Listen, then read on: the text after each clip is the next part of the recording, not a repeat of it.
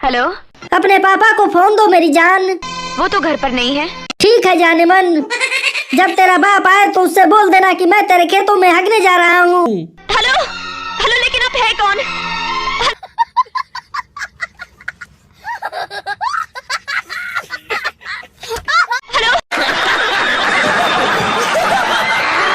Sir मैंने अपने हरामी दिमाग से पता लगा लिया है कि आपके खेतों में उस पागल अरुण ने नहीं हगा।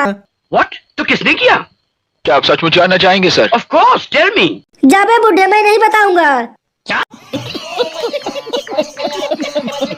आज से सभी लोग खुले में हगेंगे, वो भी खेतों में। ये हो नहीं सकता। टकले, मैं तेरे खेतों में हगने आ रहा हूँ। हरामजादे, मैं तुझे। ए टकला भाई साहब, वो आपके भी खेतों में हक देगा, मेरे भी खेतों में हक देगा। चलिए भाग चले।